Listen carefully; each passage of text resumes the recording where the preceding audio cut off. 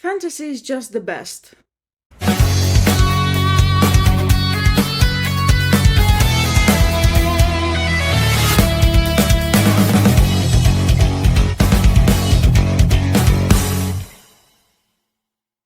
Greetings, my name is Nina.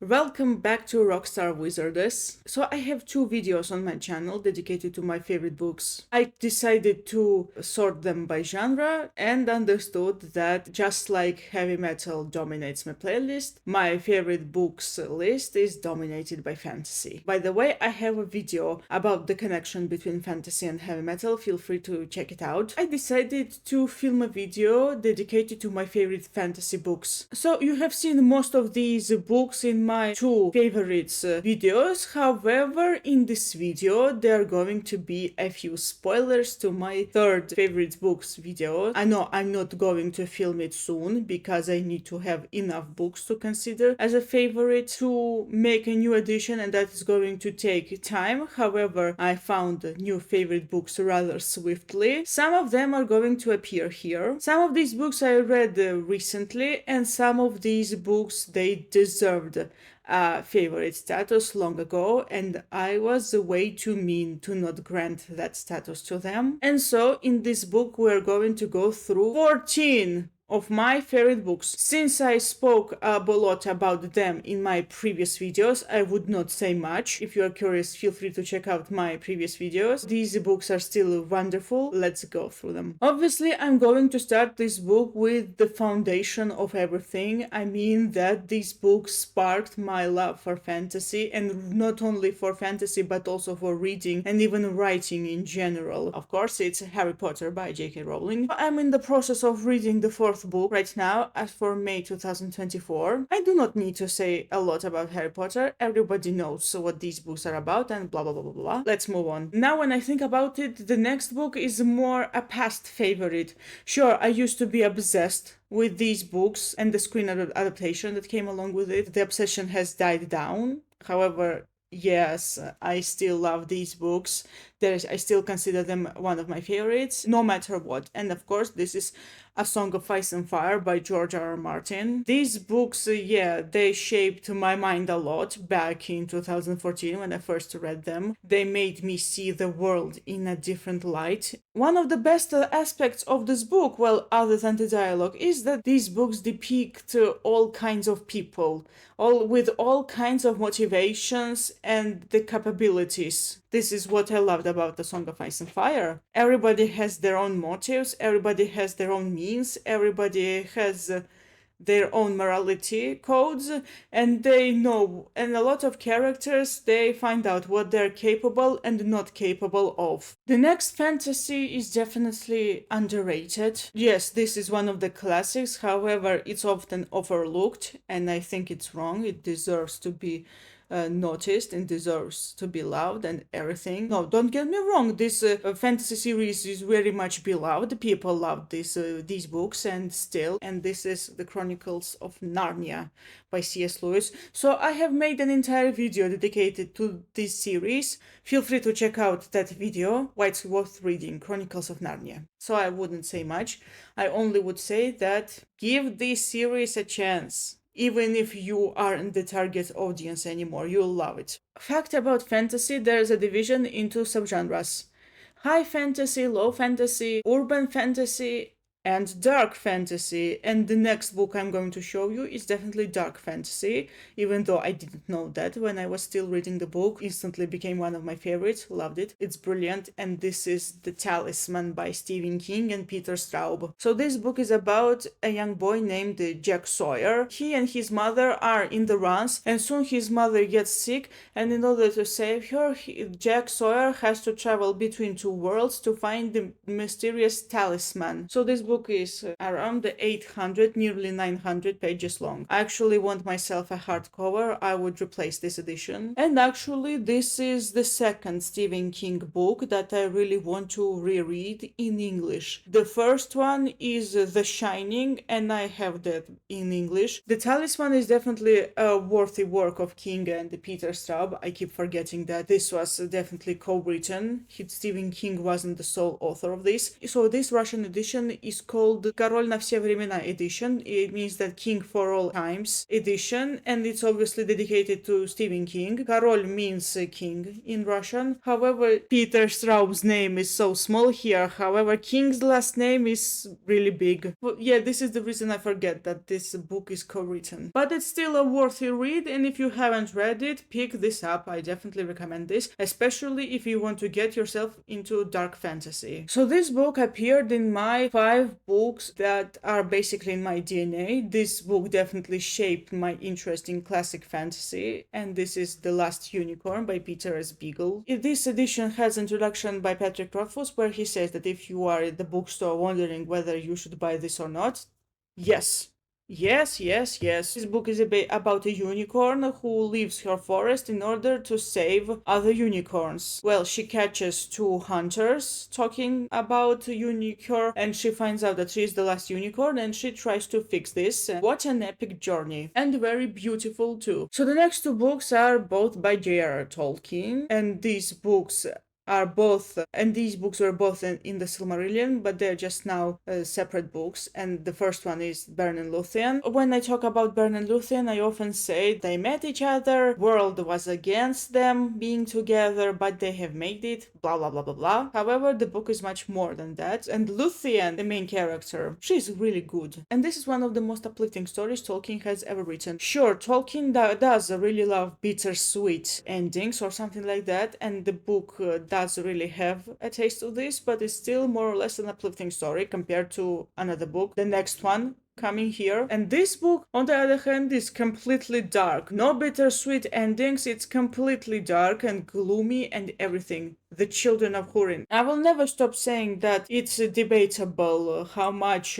everything that happened to the main character Túrin is a result of Morgoth's curse or a result of his own actions. That's debatable, definitely, but it still had a very strong effect on me. And when I read The Children of Húrin in the Silmarillion, not the separate version, I thought, this is darker than A Song of Ice and Fire. A Song of Ice and Fire, by the way, isn't actually that dark. George R.R. Martin writes all colors of the spectrum, so you cannot use the phrase morally grey towards George R.R. Martin's characters. So I love both of these books, however, I do need to be honest with myself and admit that I love this one much more. I do really need to reread both of these books, especially Beren and Luthien. It has been a while since I read this book, and this is definitely the first book that convinced me that I'm capable of reading in English. I wonder how it holds up 4 years later. I read this in March 2020. Another fantasy book that appeared in my DNA video. Yeah, I know how it sounds, but still. Also a classic fantasy. However, there's more to the book than just that, and this is definitely The Never-Ending Story by Michael Ende. I actually do have another Why It's Worth Reading episode where I talk a lot about this book. It's about a boy named Bastian. When bullies chase him, he hides in a bookstore. He finds a book called The Never-Ending Story. He steals it, hides in the attic, and he starts reading it, and soon he becomes a part of the story. He realizes that he and the story he's reading are connected. The story is in 2 parts. The first part is more a standard magical quest, but the second one is much more complicated. So I have seen the film adaptation of this book. So the very first film, the 1984 film, it only covered the first half of the book. I know that they adapted the second half of the book, however I haven't seen it. And also, spoiler alert, the film has a completely different ending than the first half of this book. Now here come some spoilers to my upcoming favorite books videos. I read these books recently and I quickly understood that they are one of my favorites. So the first one is Vicious by V.E. Schwab. 2 academic rivals trying to have a near-death experience. They're trying to outdo each other, but they also love having each other's attention. And one day everything goes wrong, and the one of them goes to prison, and the other decides to hunt down other people who have had a near-death experience and gain superpowers. In this book, when you have a near-death experience, you get superpowers. They are rivaling each other, and both of them have people on their side. So the back of this book says, supremely plotted and incredibly well written. And that's actually correct. It's definitely very well written. It's plotted very well. Sure, it has a lot of flashbacks. This book jumps back and forth from one time period to another, but it's still a very solid work. If you want to read V.E. Schwab, I definitely recommend starting with this one. And another book that I read this year, and I granted the status of a favorite a few weeks later, it's The House in the Cerulean Sea by T.J. Klune. I really want to read more of T.J. Klune's books now. I want to read Wolf Song. So in this book, the kids with magical abilities are everywhere. Some of them live in orphanages, and the main character is a social worker who is sent to check out on an orphanage where 6 dangerous children reside, and he gets closer to the children's guardian. So the book is said to be really comforting, and that's actually correct. I think that this book would have been a really good animated film. The children with magical superpowers in an orphanage really sounds like Miss Peregrine's Home for Peculiar Children. However, that story is much more darker and the context is different. Here, everything is much more uplifting and hopeful. There are some a little bit weird moments, but I still love it. You know, one thing I really love other than books? Music. Does this mean that books with musical themes and music in general are for me? Absolutely yes. And this is definitely the main reason I fell in love with The King Killer Chronicle by Patrick Rothfuss. I absolutely love the first book, The Name of the Wind. This one is also in my DNA. This book is about a young man named Quoth who goes to study at university. Quoth is a traveling musician slash actor, and he uses his abilities, both musical slash acting skills and his academic skills throughout the series. These skills help him out a lot. So the series is beautifully written. Patrick Rothfuss has a really great choice of words. It's very beautiful, and yeah, I've talked about The King Killer Chronicle a lot. I do not want to talk too much. So the next book, on the other hand, I haven't seen anyone talk about. This is definitely a funny book. It's very small. You could read it in a few days. It's sort of a parody, well, because the author really likes parodies and stuff. And the book is Equal Rights by Terry Pratchett. Yeah, I know that this is a part of the series, but I have only read this one, and this is perfectly fine as a standalone novel. And in general, you can read Terry Pratchett's books out of order. This is the first book in the Witches series. I actually have the 5th one. It's called The Masquerade. So this book is about this 8th son of an 8th son, which is actually a daughter. Everybody is shocked. However, despite not being a son, the main character asks, she still tries to become who she's destined to be, and with the help of a witch. She is set on a mission to travel to a magical school to become the wizard, and it's incredibly funny too. I admit that Terry Pratchett books aren't necessarily my cup of tea. However, despite this, I still try to give him a chance. I still try to read him, and if you are really wondering where to start with Terry Pratchett, I really recommend Equal Rights.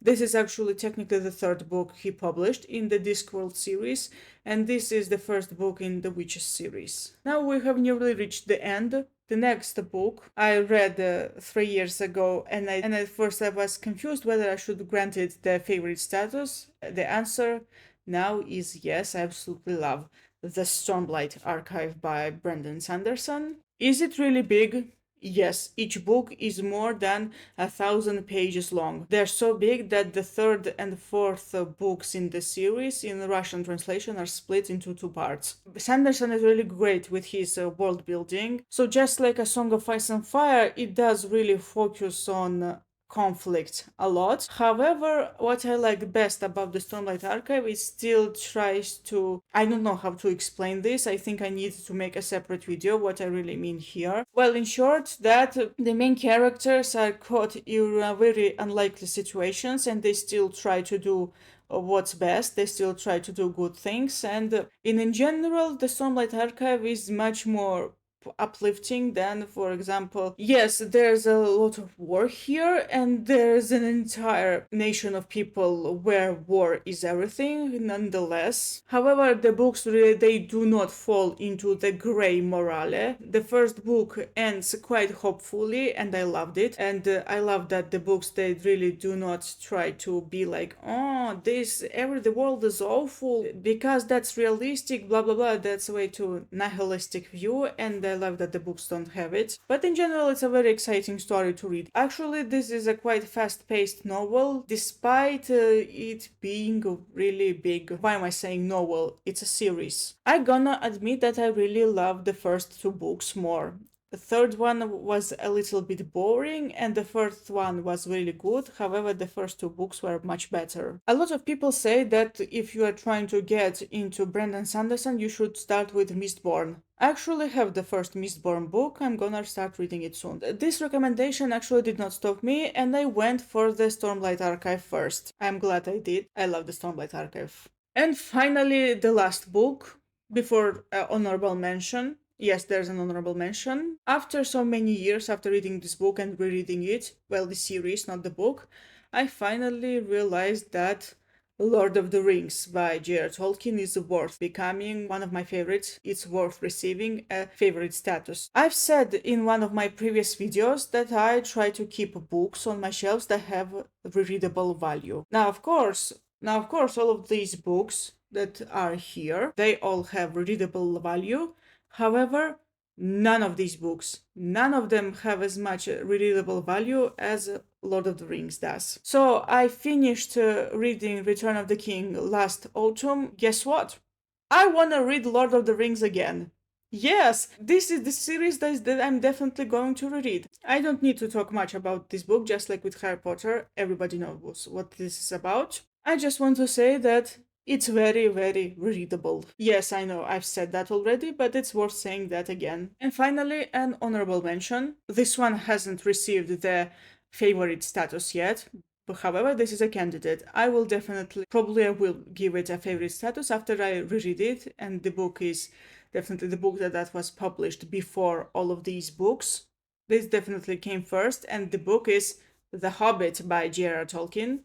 And here's this lovely Gandalf bookmark. I actually reread The Hobbit in summer 2020. Now I want to do the same in English. I'm familiar with the story. I've read it in Russian. However, I'm going to read this for the first time in English, and yeah, this is going to be a different experience, I think. And that's all. These are all the books. Thank you so much for watching. I hope you enjoyed my video. What are your favorite fantasy books? Let me know down in the comments. See you next time. Goodbye.